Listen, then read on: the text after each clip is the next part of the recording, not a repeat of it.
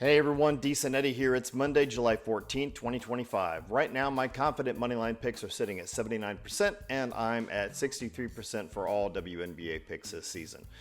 Please comment, like, subscribe, hit the bell for my picks on the day before tip-off, and remember, always check matchup and injury news about 20 minutes before tip-off before you finalize your picks.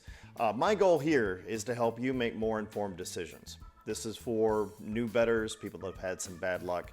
I like to keep things cautious here. While my data set focuses on moneyline picks, my analysis may also be useful for spread and over-under bets. Let's go ahead and get into today's two games. We've got a rematch here, Lynx versus Sky. Lynx get a suboptimal moneyline pick from me with a 2.289 differential. That equates to about a 63% chance for the Lynx to win by my data on the moneyline. The market agrees, but they're more enthusiastic about the Lynx than I am, setting the Lynx as substantial 10.5 point favorites. And the books are implying about an 86% chance for the Lynx to win. Lynx are arguably the league's top team, and they're at or near the top in almost all of my data in my data set. Their success flows through their all-stars, Collier and Williams, who consistently deliver in almost every game. Then you've got McBride, who helps out with crucial perimeter shooting. The Lynx are largely healthy. Collier is supposed to be playing today. They are listing 3 injuries here, but these aren't expected to significantly impact the core rotation of the team. The Sky aren't an outstanding team overall. That's no secret, really. However, their form has been improving. Chicago's most significant advantage lies in their dominant rebounding. They absolutely controlled the glass against the Lynx on Saturday, out-rebounded them 45-28.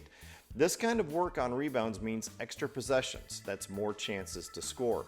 Atkins leads their scoring and exploded for 27 points in that upset win over the Lynx the other day. Rebounds or me-bounds or whatever you want to call them, it doesn't really matter. Reese is the WNBA's leading rebounder, and she can generate points along with that. Cardoso has also shown her impact, 17 points and 15 rebounds in that last game with the Lynx. But the fact remains, Sky's offense is middling by the data, and their defense is generally not great, and they are sometimes prone to turnovers at times. They also have a couple of injuries in this game. The market seems to be buying fully into Lynx's revenge narrative and the superior overall stats. I get it. But they might also be overlooking the Sky's home court advantage and their clear ability to dominate on the boards. The Sky have shown a surprising ability to perform well against the spread as underdogs, and the rebounding advantage can often equalize differences in overall efficiency by the offense of the opposing team. So given all this and the market large spread and the Sky's demonstrated ability to cover as underdogs most times, feels like an overcorrection by the market. So I'm kind of looking hard at taking Sky and those 10.5 points that I just saw. For the total of 161.5, with both teams capable of scoring points, especially with Lynx's offense and Sky's rebounding generating extra possessions. You kind of have to balance that with Sky's general defensive struggles and Lynx's stingy defense. It is kind of a tricky total, but given the recent score and Lynx's tendency to play higher scoring games, plus the Sky's rebounding and those extra chances, I'd kind of lean towards the over 161.5. As for the money line, I have to go with my data and take the Lynx, even if there's not a lot of value there. The market overwhelmingly likes the Lynx, and I get it, like I said, but keep in mind my data says it's riskier with that suboptimal label than the market might be thinking. I'd advise caution on the money line. Remember, I do like safety. The next and last game is Mercury versus Valkyries. This is a weird one. Mercury get a suboptimal moneyline pick with a 2.132 differential, which historically translates to about a 62.5% chance for the Mercury to win. This one is more dangerous than my intro here indicates, friends. My model identifies an underlying value in the Mercury's statistical profile of past performances of both teams. Past. That's the key word here, because there is something we need to talk about later that truly matters. The market sees things differently, and with good reason, probably. They have the Valkyries as a slight 1.5 point favorite. Valkyries are at home.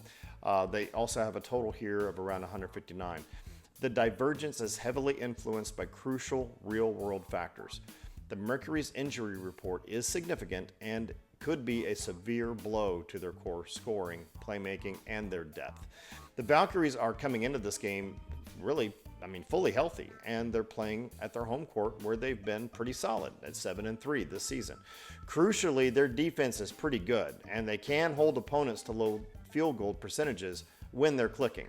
This Valkyries team is equipped enough to capitalize on a severely hobbled Mercury offense if it is in that bad a shape. Given these real-world conditions, particularly the extent of Mercury's potential injuries, my pick for the spread is the Valkyries to cover that 1.5 points. I know this may seem strange given what my moneyline pick is going to be for me to keep up with my data tracking, but remember, data is great at predicting probable outcomes using past data. Data tracking is less useful when major events happen on the day. For the total of 159, I'm leaning slightly to the over. Despite Phoenix's injuries, they've shown flashes of surprising offense even without their stars, and the Valkyries, while defensively strong, can score efficiently at home. Regarding the money line, I still have to go with my data no matter what, and that means the Mercury. However, the potential injury report added to that suboptimal label makes the money line dangerous in my opinion. Honestly, for either team really, because Mercury has shown they can still perform when a star or two is gone. Can they do it again? We'll have to see. I like to eliminate question marks from my moneyline picks, and frankly, there are just too many for me to feel confident offering advice on something with so many question marks on the day of the game. I would absolutely check the last injury report given about 20 or 30 minutes before tip-off if you're going to go with the money line on this game. Be careful with your money. All right, that's it, guys. Quick recap. Decent Eddie confident money line picks, we don't got any of those. Decent Eddie suboptimal picks, we got 2. Lynx and Mercury, and that Mercury one is spooky. Danger money line picks, we don't have any there. For parlays, people love parlays. I like parlays, you like parlays, whatever. As you know, I will include my confident picks in parlays, and we don't have any of those. So suffice it to say, I will always endorse up to a 3-leg parlay with odds between -400 to -450. If you do that, your odds are going to stay at or above 50%. We like that. Regardless of what you choose to do, I never recommend more than a 3-leg parlay due to the risks of combined probabilities. And remember, don't spend more than 10% of your bankroll in total across all your wagers in a day. Never chase losses, and if you need help with the gambling problem, check my channel's description. All right, so thanks for watching, guys. Hey, if you found this video helpful at all, please hit like, subscribe, tap the bell to get my picks, leave a comment. You get all this the day of the game, and you know what? I don't charge you nothing for it. You can follow me on Instagram, Decent Eddie Picks, Facebook, X, Decent Eddie Picks has PIX at the end of it. You can see me at TikTok, decent.eddies.picks. Sometimes I'll post team grades there, last minute thoughts, in-game thoughts if I have them. But let's see what happens tonight. This one's going to be crazy, I think. This is Decent Eddie signing off. Have an awesome day.